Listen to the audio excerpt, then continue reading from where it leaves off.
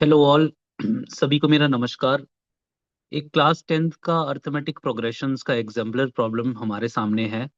ये एनसीईआरटी का exemplar problem है और ऐसे क्वेश्चन बोर्ड एग्जाम में आ सकते हैं, इसलिए मैंने सोचा इस पर एक वीडियो बनाऊं। एक अर्थमेटिक प्रोग्रेशन दिया हुआ है। आप देख सकते हैं स्क्रीन पे। और it starts with the first term as -4, the last term is X, और हमसे कहा गया है कि इस इक्वेशन को सॉल्व करिए। बेसिकली पहले तो इक्वेशन बनाइए और फिर उसको सॉल्व करिए। तो वो हमें करना है, तो देखते हैं इस क्वेश्चन को हम कैसे कर पाएंगे।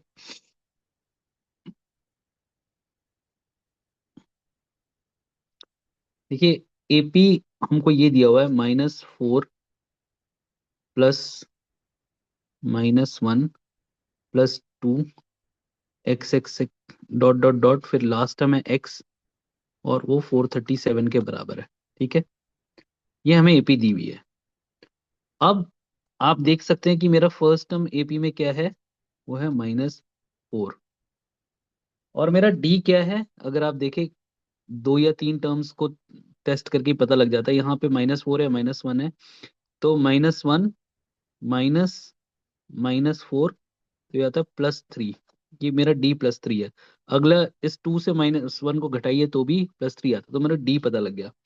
अब मेरा ए एन जो लास्ट टर्म है, वो मेरा एक्स दिया हुआ है इन्होंने।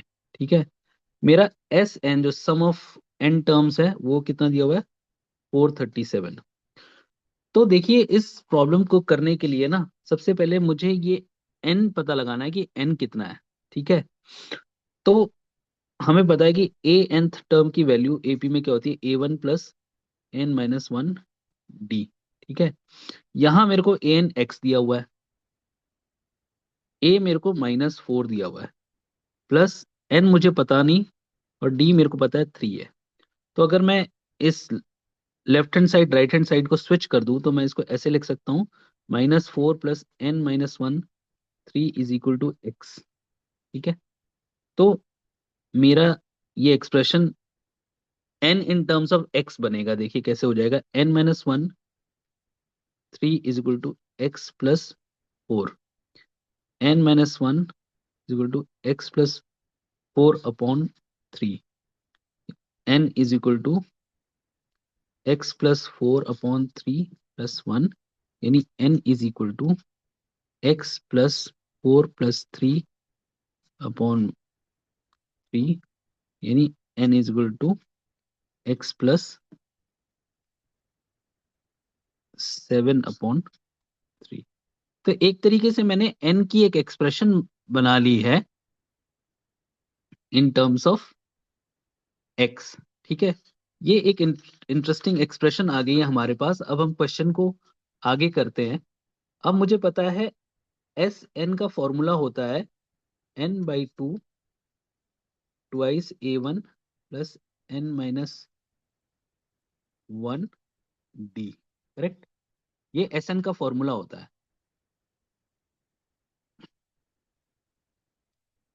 और एस एन का एक दूसरा फॉर्मूला ये भी होता है, S N is equal to n/2 A1 plus A N, जो कि मेरा लास्ट टर्म है। ए एन बोल लो या लास्ट टर्म बोल लो।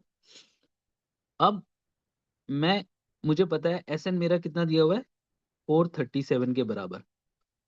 तो मैं इस फॉर्मूले में जो जो एक्सप्रेशंस, जो जो चीजें मुझे पता है, मैं डालता हूँ। एक मेरा n/2 है, तो मैं इसको लिख सकता हूँ 1/2 एक्स प्लस 7/3। देखिए, ये मेरी n की वैल्यू थी इन टर्म्स ऑफ x, जो मैंने पहले निकाली है। बाकी मेरे पास A1 है -4, और ये है x an, और ये मेरा 437 के बराबर आ गया। ठीक है, तो मेरा एक्सप्रेशन ये क्या बनेगा, x+7 x-4/6 is equal to 437। ठीक है, ये हो जाएगा मेरा x+7 x-4 और 437 × 6। ठीक है, तो इस ब्रैकेट को हम खोलेंगे तो ये हो जाएगा x² -4x प्लस 7x -28, और ये हो जाएगा 2622। तो अगर मैं सब कुछ एक तरफ ले आऊंगा तो ये आ जाएगा X square plus 3x minus 28 minus 2622 equal to 0। यानी ये क्वाड्रेटिक इक्वेशन आ गई हमारी, जो कि x के टर्म्स में है। तो देखिए यही वो कह रहा था कि सॉल्व, ये सॉल्व से क्वेश्चन का मतलब सॉल्व फॉर एक्स से यही मतलब था कि इस क्वाड्रेटिक इक्वेशन को सॉल्व करो। तो अब हमें दो ऐसे नंबर चुनने, या तो मैं इसको डिस्क्रिमिनेंट मेथड से सॉल्व करूँ, ये तो क्वाड्रेटिक इक्वेशन बन गया, या मैं इसको 2650 का रफ में एक एलसीएम लेके देख लूं और देखूं कि ऐसे कोई दो नंबर जिनका सम 3 है और प्रोडक्ट 26 - 2650 है। तो मैं यहां करके देखता हूँ। ये आप अलग से रफ वर्क में करना एग्जाम में।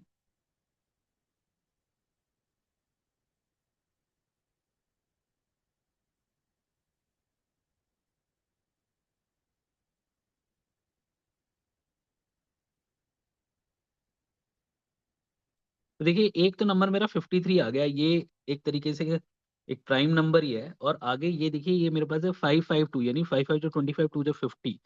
तो मेरे पास मुझे दिखने लग गया कि दो नंबर्स हैं जो कि जिनका सम 3 है, क्योंकि 53 और 50, राइट। तो ये होगा मेरा एक्स स्क्वायर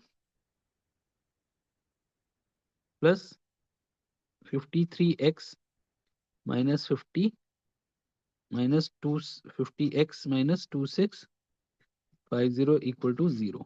ठीक है, तो इसको अगर आप सॉल्व करेंगे तो ये आ जाएगा X plus 53 minus 50x plus 53 equal to 0। ये आपका आ जाएगा x प्लस 53 और x - 50 इक्वल टू 0। तो इधर is x is equal to -53 और x इज इक्वल टू 50। तो देखिए इस सवाल में अब हमें ये कॉन्टेम्पलेट करना है कि क्या सही जवाब है, -53 सही है कि 50 सही है। अब आप हम ओरिजिनल एपी पे आ जाते हैं, जो हमारा ओरिजिनल एपी था उसमें देखिए ये एपी बढ़ रहा है आगे। ठीक है, -4 -1 +2, तो यानी पॉजिटिव जा रहा है। तो एक्स जो है -53 तो नहीं हो सकता। तो x50 ही हमारे क्वेश्चन का सही जवाब है। ठीक है, इसको थोड़ा सा कटिंग हो गई यहाँ पे। तो x is equal to 50 is the right answer to this question, and that's how we should solve it. देखिए हर एक क्वेश्चन में ना एक की स्टेप होता है, मैं उसको कहता हूँ उसका कोर स्टेप होता है। इस क्वेश्चन का कोर स्टेप जो था ना वो ये था, ये n को x के टर्म्स में एक्सप्रेस करना जो था ना, जिसमें कि n is equal to x+7/3 जो आया, ये इसका कोर स्टेप था। इसके बाद तो सारा एपी के फॉर्मूले आपको यूज करने हैं और ये क्वेश्चन हो जाएगा। So with that, we have come to the end of the this walkthrough. I really appreciate your time listening to me. If you like my videos, do like them, and if you want to be my subscriber, do subscribe to my channel. Thank you once again. Have a great year ahead. Thank you.